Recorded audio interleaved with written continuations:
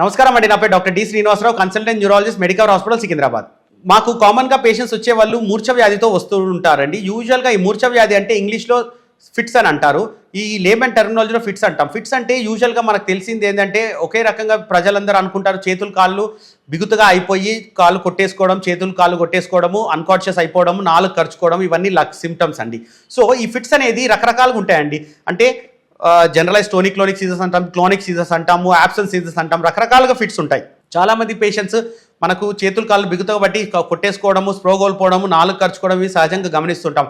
అయితే ఇవితో పాటుగా కొంతమంది పేషెంట్ ఒక స్టేరింగ్ లుక్ ఇచ్చేసేసి అన్కాన్షియస్ అయిపోవడము, లేకుంటే కొంచెం ట్రాన్సియెంట్గా బ్లైండ్ అయిపోవడము, ఇవన్నీ కూడా కొన్ని టైప్ ఆఫ్ సీజర్స్ అండి. అలాగే కొంతమంది పేషెంట్స్ సెన్సరీ సీజర్స్ ఎక్స్పెక్ట్ చేస్తారు. అంటే సింపుల్గా వాళ్ళకు ఒక టైప్ ఆఫ్ నమ్నెస్ అనిపించడము, లేకుంటే ఒక పెరసీస సిమ్టమ్స్ అనిపించడము, లేకుంటే లేనిది ఉన్నట్టుగా ఫీల్ అయిపోవడం, ఇలాంటి సెన్సరీ సిమ్టమ్స్ కూడా వాళ్ళు అనుభవిస్తారు. సో ఈ ఏవైనా కానీ ఇవన్నీ కూడా ఒక బ్రాడ్ స్పెక్ట్రమ్ ఫిట్స్ లాగానే కన్సిడర్ చేయాలండి. సో ఈ ఫిట్స్ రావడానికి ముందు కూడా వాళ్ళకు కొన్ని ఆరా అనే పదం వాడతారు. ఆరా అంటే సిమ్టమ్స్ అండి. అంటే ఫిట్స్ వచ్చే కంటే ముందు లక్షణాలు వాళ్ళు ఏం అనుభవిస్తారని అంటారు. చాలా మందికి కడుపు బరువెక్కిన తల బరువెక్కినట్టు అనిపించడము, లేకుంటే కడుపులో ఏదో డిస్కంఫర్ట్ ఫీల్ అవ్వడము, లేకుంటే ఒక రకమైన స్మెల్ వాళ్ళు అనుభవించడము, అండ్ కళ్ళు తిరిగినట్టు, కళ్ళు చీకట్లు గమ్మినట్టు, బయర్లు గమ్మినట్టు, లేకుంటే ఏదో ఫ్లాషెస్ ఆఫ్ లైట్ రావడము, ఇవన్నీ వాళ్ళు ఆరాలో సిమ్టమ్స్ చెప్తుంటారు.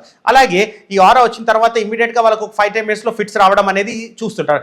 మోస్ట్లీ ఫిట్స్ పేషెంట్స్ కంటే ఎక్కువ కూడా పక్కన ఉన్న అటెండర్ మాకు హిస్టరీ ఇంపార్టెంట్ అండి. వాళ్ళ హిస్టరీలో ఏం చెప్తారంటే పేషెంట్కి ఇమీడియట్గా ఈ ఫిట్స్ మొదలైపోగానే ఈ ఆరా సిమ్టమ్స్ రాగానే పేషెంట్ అన్కాన్షియస్ అయిపోవడం, చేతులు కాళ్ళు కొట్టేసుకోవడం, లేకుంటే స్ప్రోలో ఉండకపోవడం, ఇలాంటివన్నీ ఉంటుందండి. సో ఈ ఫిట్స్ వచ్చిన తర్వాత కూడా పేషెంట్ కొంచెం పోస్ట్ ఇక్టల్ కన్ఫ్యూజన్లో ఉండడము, వీక్నెస్ అయిపోవడం, టాట్స్ పాలసీ అంటారు. అంటే కాళ్ళు చేతులు అసలు బలహీనంగా అయిపోవడం, అంటే యూజువల్గా నోట్లో నుంచి నురుగు రావడము, ఇవన్నీ ఉంటాయి. సో వాళ్ళు చాలా మంది కన్ఫ్యూజ్ అవుతారు, ఇదే ఫిట్స్ వచ్చాయా లేక స్ట్రోక్ వచ్చిందని కూడా అంటుంటారు.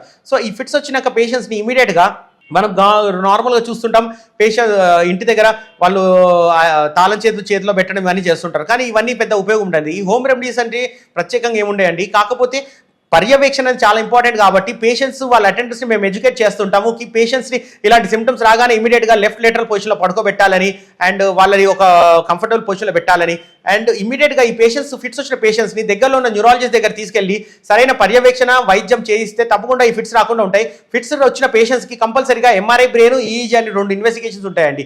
ఈ ఎంఆర్ఐ బ్రెయిన్లో మనకేమైనా స్పేస్ ఆక్యుపైయింగ్ లీజన్స్ ఉన్నాయని తెలుసుకుంటాం, ఈఈజీలో ఎక్కడి నుంచి ఫిట్స్ వస్తున్నాయి ఏంటి అని తెలుసుకుంటాం. సో ఈ 2 విధాలుగా ఫిట్స్కి కారణం తెలుసుకొని మనం రెగ్యులర్గా యాంటీ ఎపిలెప్టిక్ డ్రగ్స్ అని ఉంటాయండి. ఈ యాంటీ ఎపిలెప్టిక్ డ్రగ్స్ అనేది చాలా ఇంపార్టెంట్ అండి. ఈ యాంటీ ఎపిలెప్టిక్ డ్రగ్స్ని డోసేజెస్ని అడ్జస్ట్ చేసుకొని వాళ్ళకి ఫిట్స్ రాకుండా ఉండి చూసుకుంటూ పర్యవేక్షణ చేస్తే తప్పకుండా ఈ ఫిట్స్కి వైద్యం ఉంది. కాబట్టి ఎనీ పేషెంట్ ఫిట్స్ వచ్చిన వాళ్ళని నెగ్లెక్ట్ చేయకుండా దగ్గరలో ఉన్న న్యూరాలజిస్ట్ దగ్గర తీసుకెళ్లి మద్యం చేయించాలని కోరుకుంటున్నాం. Thank you.